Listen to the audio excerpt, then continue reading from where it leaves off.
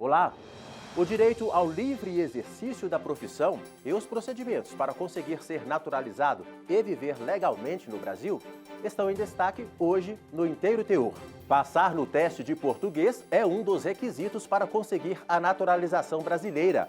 Acompanhe a história de pessoas que passaram pelos testes aplicados pelo Ministério da Justiça. Profissional inadimplente com conselho de classe não pode ter restrito seu direito de trabalhar. É uma entrevista com o advogado especializado em Direito Internacional, Daniel Toledo, que vai explicar a diferença entre naturalização e cidadania, além de esclarecer outras dúvidas sobre o tema. Fique com a gente, o Inteiro Teor só está começando.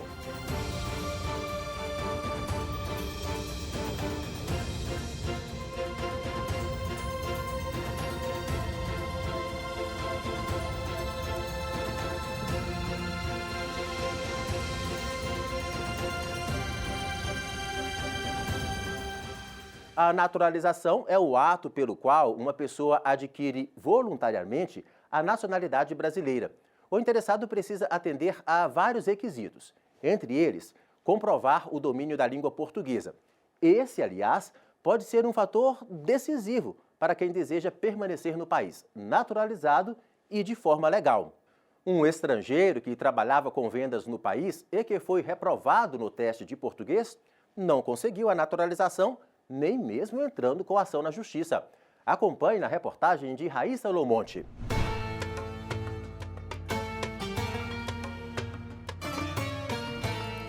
Essa jovem síria veio para o Brasil há 8 anos e quando deu entrada no pedido de naturalização, o processo demorou cerca de 8 meses. Pediram vários documentos, mas a prova de português eu não precisei fazer porque eu fiz o ensino médio todo aqui e também porque eu fiz o Enem. Então, no meu caso, o processo foi um pouco mais simples, mas também um pouco demorado. E isso acredito que depende da situação de cada pessoa. A Portaria 623 de novembro de 2020 do Ministério da Justiça é que disciplina os procedimentos de naturalização, como explica essa advogada. O pedido de naturalização ordinária é um processo que tem pré-requisitos temporais e documentais. O requisito temporal exige que o migrante seja residente no Brasil por prazo indeterminado há pelo menos 4 anos. Esse prazo pode diminuir para 1 ano se o migrante for casado com uma pessoa brasileira ou se tiver um filho ou filha brasileiros. Além disso, o imigrante deve ter capacidade comprovada de se comunicar em língua portuguesa e não possuir condenação penal. A primeira etapa do processo é feita pela Polícia Federal, depois segue para o Ministério da Justiça. É muito importante que o imigrante se atente às informações e orientações, porque é o atendimento desses requisitos legais que vai garantir sucesso no seu pedido de nacionalidade brasileira. Uma vez preenchido o formulário disponibilizado no site .gov.br, o imigrante precisa se dirigir a uma unidade da Polícia Federal, que será responsável por receber e conferir a documentação adequada à instrução de seu pedido. A Polícia Federal faz a instrução desse processo e depois remete ao Departamento de Migrações aqui do Ministério da Justiça, que será responsável pela análise final e pela deliberação do processo de nacionalidade. Um exemplo de quanto saber o idioma é decisivo para aqueles que pretendem viver como cidadãos brasileiros é o caso que veio parar no TRF1.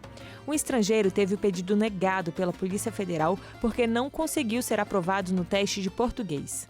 Ao ingressar com a ação solicitando a análise da Justiça Federal, o autor teve o primeiro pedido negado e recorreu. Como preenchia os demais requisitos, alegou que trabalha com vendas e que, portanto, sabe se comunicar.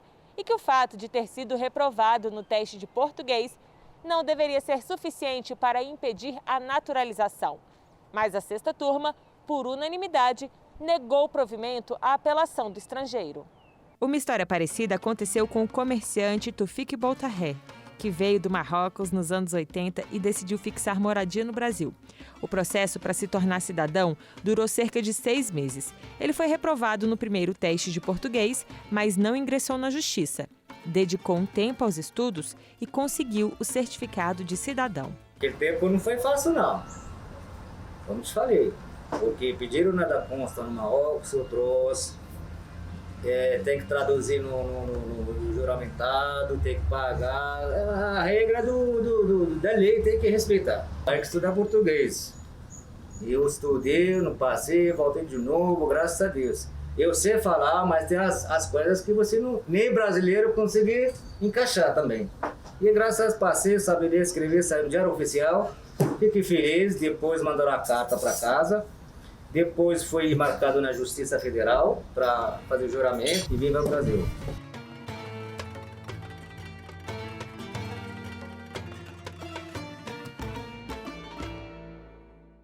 E depois do intervalo, vamos continuar falando sobre naturalização e cidadania. Acompanhe uma entrevista com o advogado Daniel Toledo, especializado em Direito Internacional, que tira dúvidas sobre os processos de naturalização e cidadania. E você vai ver também, TRF1 assegura exercício da profissão de advogado para inscrito inadimplente na Ordem dos Advogados do Brasil. Voltamos em instantes.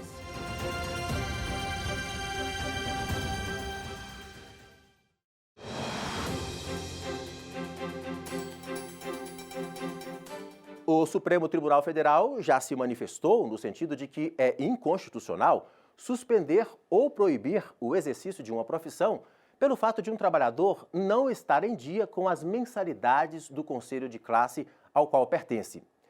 E o TRF da Primeira Região reafirmou esse entendimento ao julgar o caso de um advogado de Minas Gerais. Acompanhe comigo. Para exercer legalmente uma profissão registrada nos órgãos de classe, como a advocacia, a medicina e a engenharia, cada profissional deve pagar uma anuidade, seja em parcela única ou dividida. Trata-se de uma contribuição legal, conforme salienta o advogado especialista em conselhos e professor da Universidade Católica de Brasília, Caio Morro. As contribuições para os conselhos de classe, evidentemente, são plausíveis. Elas são necessárias para custear aquele conselho. Isso no caso dos advogados, na OAB, médicos no Conselho Federal de Medicina e tantas outras profissões.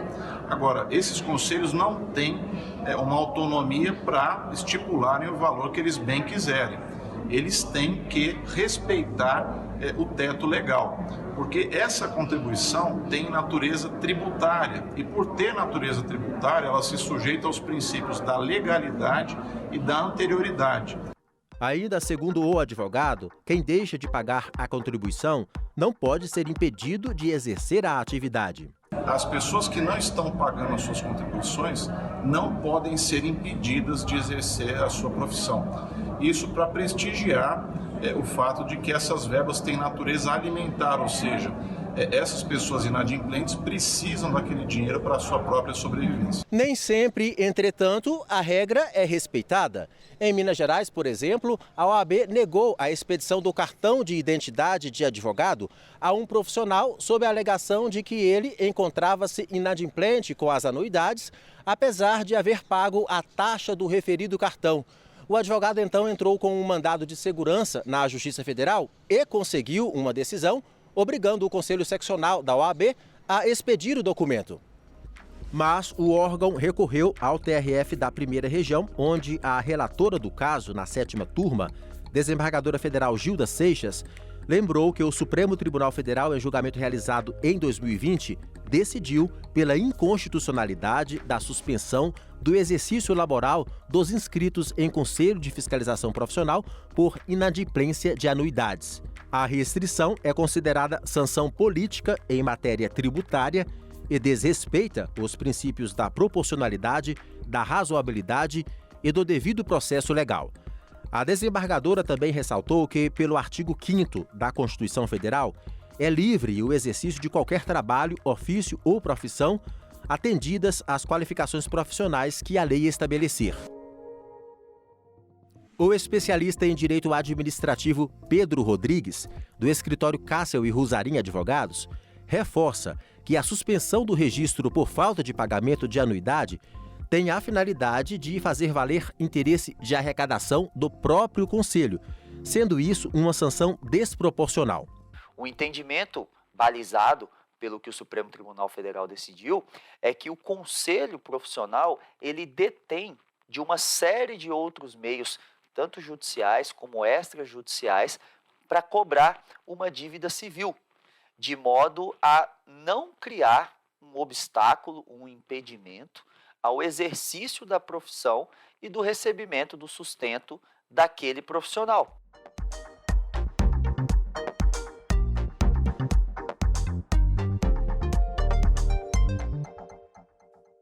No início dessa edição, mostramos uma reportagem sobre o processo de naturalização. Mas será que esse processo pode ser considerado burocrático? Acompanhe agora, com a jornalista Raíssa Lomonte, a opinião do advogado especialista em Direito Internacional Daniel Toledo sobre essa e outras questões envolvendo naturalização e cidadania. É no quadro Inteiro Teor Entrevista. E a gente recebe o advogado especializado em Direito Internacional, Daniel Toledo. Doutor, seja muito bem-vindo. Eu já começo essa entrevista perguntando o que pode impedir uma pessoa de conseguir a cidadania brasileira. Existem diversos fatores, mas os mais comuns são principalmente condenação por crime em algum outro país ou no próprio Brasil, ou alguma outra situação que possa levar a crer que essa pessoa não tenha boa índole ou boa idoneidade para poder efetivamente aplicar por essa cidadania. Então, o grande perfil dessas pessoas que gostam e preferem pedir a cidadania brasileira são realmente essas pessoas que são transferidas e pessoas que acabam se relacionando com brasileiros. Existem outros fatores também que a gente poderia até tocar neles, mas a gente poderia abrir aí um leque muito grande, porque são pessoas que às vezes saem de países onde a tributação é muito grande e acabam indo para outros países onde a tributação é um pouco menor. E acredite, Estados Unidos, por exemplo, tem uma tributação muito mais alta do que no Brasil e muitos americanos, clientes nossos, acabam pedindo a cidadania brasileira por serem casados com brasileiras aqui nos Estados Unidos, resolvem voltar para o Brasil para ter aí algum tipo de benefício ou redução tributária. E qual a diferença de naturalização e cidadania? Eu acredito que essa é uma dúvida corriqueira. O princípio básico para definir isso é que a cidadania, a pessoa nasce com aquele direito. Aquele direito já é um direito na qual ela nasceu com ele. E a naturalização é uma opção que a pessoa faz pelo exercício de uma qualificação jurídica que ela tem de fazer uma solicitação posterior. Ela não nasceu com aquele direito, mas ela adquiriu o direito durante a vida dela ou por alguma condição que ela eventualmente teve, seja ela por um casamento, seja ela por um tempo de residência num determinado país, seja ela por qualquer outra questão legal, que muitos outros países têm os seus próprios critérios de análise e concessão da sua naturalização. Então, basicamente, as diferenças são essas. Doutor, e para fechar a nossa entrevista, eu queria saber se o Brasil tem um processo mais simplificado para essa obtenção de cidadania em comparação com outros países.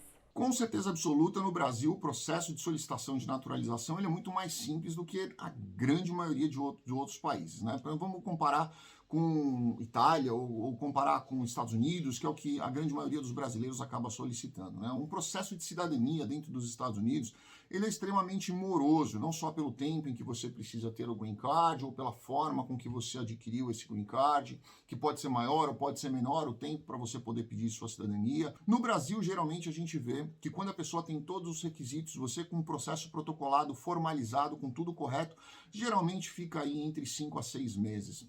6 meses é um tempo muito bacana para as pessoas considerarem e a gente tem visto que realmente isso acontece. O sistema imigratório brasileiro ele é muito mais simplificado do que outros lugares, que tem inclusive órgãos específicos para isso. No Brasil a gente vai diretamente na Polícia Federal e muitas das coisas conseguem ser resolvidas e ser agilizadas diretamente dessa forma, de uma forma muito mais simples, muito mais direta e muito menos burocrática. E nós ficamos por aqui. Agradecemos sua companhia e lembramos que essas notícias e outras do Tribunal Regional Federal da Primeira Região estão disponíveis no nosso portal e também nas redes sociais do TRF1. Até a semana que vem. Tchau!